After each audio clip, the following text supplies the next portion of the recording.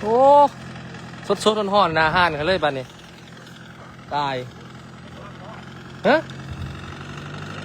จักเนี่ยต่ำกันเลยเมื่อกี้นี่นะโอ้ตายห่ารถไทยกับมาทั้งพุทธรถน่ะรถใหญ่ก็จะพูดโค้มกันบ้านนี้คอยกระงวกมาแล้วปุ๊บเลยโอ้ยตายสดห่อนๆเลยเด้อเนี่ยหน้าเหือห่านคอยเลยนี่เบิ่งดูฮะโอ้ตายสดห่อนๆเลยปิ่นเผาเลยเมื่อกี้นี่โอ้มาอันนี้ยิงล่อดิตกผีสถานวันไว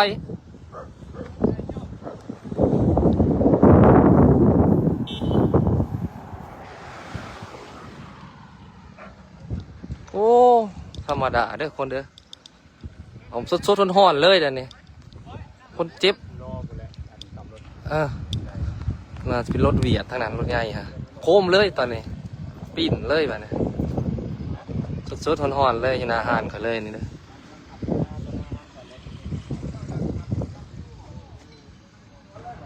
ร่วมมุนเบิดหนาละเจ้าเนี่ยตอนนี้น้ำมันโอ้อันตรายหลายคอยไปคอยมาเด้อแต่เบิ่งคนเจ็บเราเป็นเปลี่ยนจังใดตอนนี้โอ้อันตรายหลายมักกิ้งล่อนะโต๊ะขุดสะดานวันไว้หุ่นให้เพิ่นมาแต่ไซเนาะโอ้ยเพิ่นน้องก็ไปซื้อรถใหม่รถไทย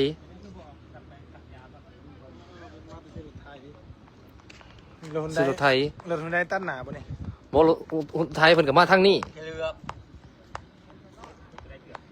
รถเนี้ยรถได้จะเลือกมาทางไหนรถไหนคนไทยมาทางนั้นคือกันมาทางเดียวกันมาทางเดียวกันนี่ก็โค้มเลยบัดนี้ปุ๊บเลยโอ้ยเห็นนะปุ๊บเลี้ยวกลับมาโอ้นี่ปุ้ยเดี๋ยวพาไปอันนั้นก่อนเดี๋ยวอันนั้นก่อนพามันไปอัน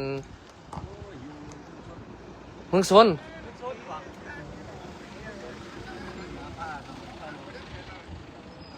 โอ้สื่อรถใหม่เป็นน้องว่าสื่อรถใหม่เกิดอุบัติเหตุเด้อน่าจะเป็นรถเวียดเนาะขนาดเป็นรถเวียดเนาะโอ้แห้งอะไรบ้าปิ่นปุ๊บแห้งเลยโคตรกลุ่มที่รถนะมันแตกเด้มันแตกมันไปเลยเกิดอุบัติเหตุเนาะเพิ่นเขาไปซื้อรถใหม่เนาะแต่คนเฮาพนักงานเฮาเบิ่งอยู่มุนเบิดเนาะเขาปีนเลยนะรถเพิ่นเกิดเหตุเนาะเกิดเหตุรถต่ำกันยวนหน้าห้างเขาเลยคอยกับยูได้ในเหตุการณ์เลยเนาะโอ้ยคนนี้มาวันนักคือวันนักกี่ล้อโต๊ะขุดกี่ล้อฮะ2 อันโอ้แลนไปนะปิดอยู่ที่หน้าห้างในตอนนั้นกัน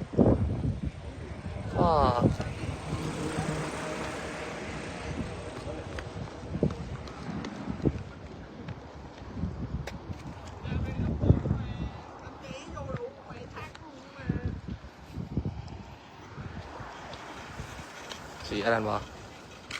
เนาะลาย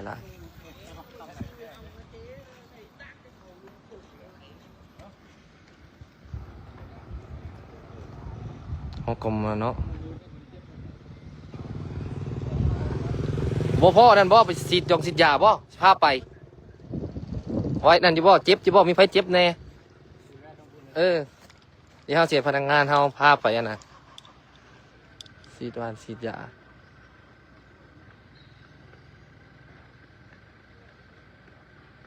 โอ้ถือว่าเกิดเหตุ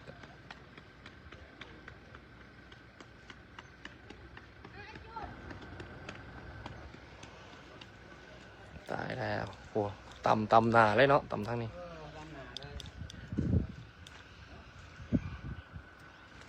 เนาะตัวนักเนาะเกือบปีนเราคันนี้กันเนาะอกคล้องอ่ะพี่โอ้ตายโอ้ต้องมีทางหนีนี่ทางคนเจ็บทางหนีเลยพังนี่เขาจะลังมาตีเป็นกำลังมาตีพี่ผู้หญิงกันไปโอ้ตายเดี๋ยวว่า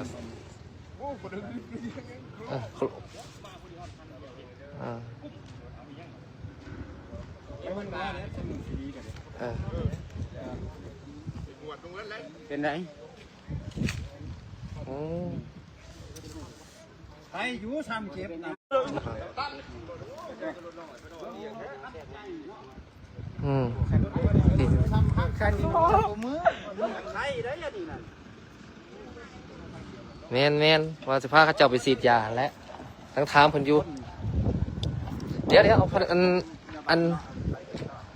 เดี๋ยวให้พนักงานเขาเป็นแบบรถอยู่ห้างก่อนป้าเนาะเก็บกันเด้อ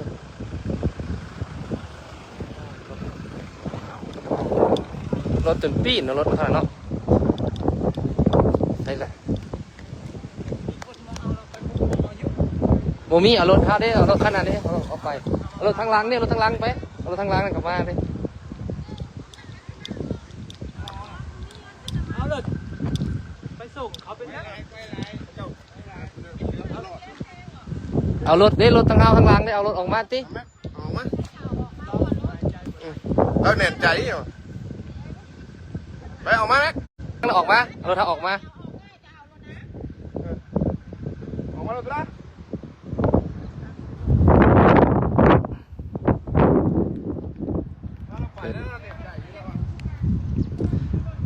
อืมอาจจะเป็นรถเวียดรถนี่คนเมึงซนคนนะพะสั้นไม่ตัวจักอยู่จัก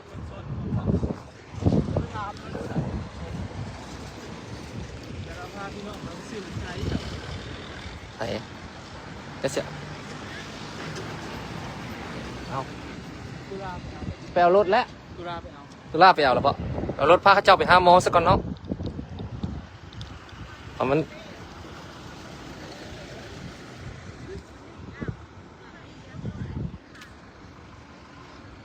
เกิดเหตุเนาะรถต่ำเนาะรถต่ำกันเนาะ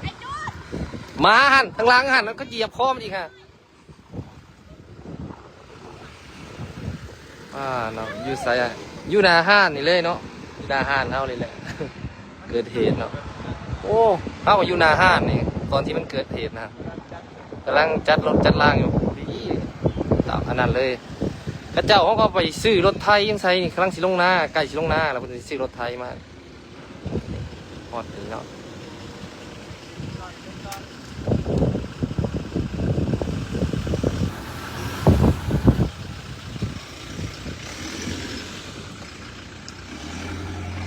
ไปเนาะสภาพเป็นสิพาไปหาหมอก่อนเนาะจะคนเนาะหลายคนเติบมันมาบนครอบครัวเลยตัวนักเนาะตัวนักตัวเจ็บนักเนาะที่ยังไงกลุ่มทีบอยู่เนาะที่รถปีนเลยตัวนักรถคันบักใหญ่ทับนี่โอ้ถือว่าเรียบร้อยเนาะเดี๋ยวคนไปหาหมอก่อน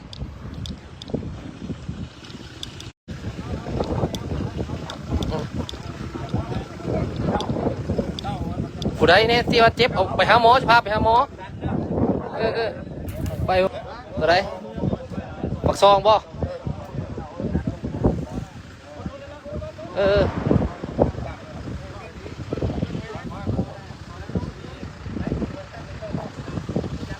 มันเป็นไปเลย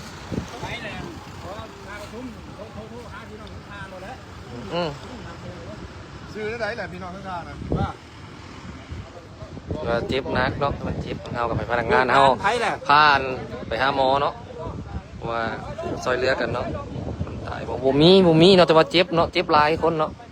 เจ็บตั้งหัวตอกหัวแตกหลายคนเนาะผู้คนมาน้ำกัดหลายคนบดคอบดครัวเนาะ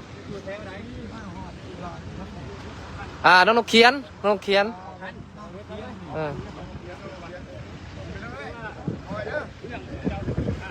มีหยังบ่มีค่าอยู่ในรถในล้างหัน บ่มี เงินคำเด้แล้วมันบ่เห็นบ่หยังเราเห็นได้ฮะไปเอาออกก่อนเป็นได้